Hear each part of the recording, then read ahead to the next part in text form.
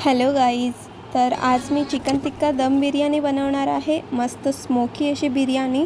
तर त्यासाठी मी बिर्याणी मसाला बनवते. त्यासाठी लागणारे खडे मसाले मी घेतले आहेत.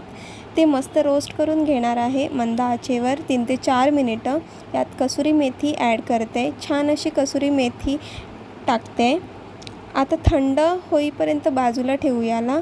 आता मी यात अर्धा जायफळ किसून टाकते. तुम्हाला पण मसाला बनवायचा असेल तर कमेंट करा, मी रेसिपी नक्की शेअर करेन क्वांटिटीसोबत.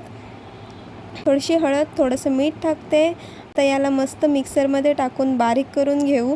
तुम्ही बघू शकता घरीच बिर्याणी मसाला तयार झालेला आहे. आता मी इथे चिकन घेतलं आहे. आपण फर्स्ट मॅरिनेशन करून घेणार आहोत. यासाठी आलं लसूण पेस्ट, मिरची पावडर आणि लिंबू हे साहित्य घेतलं आहे.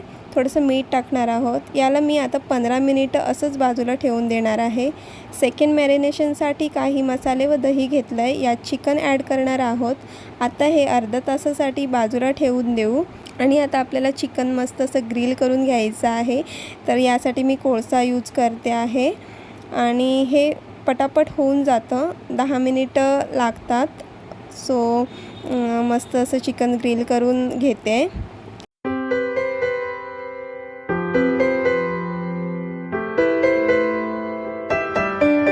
इथे मी कांदे घेतलेत बिरिस्ता बनवायला. त्यासाठी बारीक उभा चिरून घेतला आहे कांदा मी मस्त. हाय टू लो फ्लेमवर आपण याला तळून घेणार आहोत. इथे मस्त कुरकुरीत असं बिरिस्ता तयार झालेला आहे. या बिरिस्त्यामुळे बिर्याणीमध्ये छान अशी टेस्ट येते.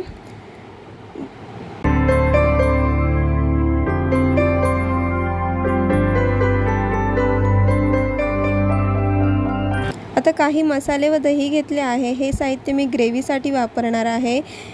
त्यात पुदिना व कोथिंबीर टाकते आणि 70% बिरिस्ता ॲड करते. आणि आता मोठ्या पातेल्यात ज्यात आपण बिर्याणी बनवणार आहोत त्यात थोडं तेल टाकते. त्यात टोमॅटो टाकते. मस्त टोमॅटो मऊ झाला की यात एकजीव केलेलं साहित्य टाकून घेणार आहोत. आपल्याला याची ग्रेव्ही बनवायची आहे, तर थोडं पाणी पण ॲड केलं आहे मी इथे.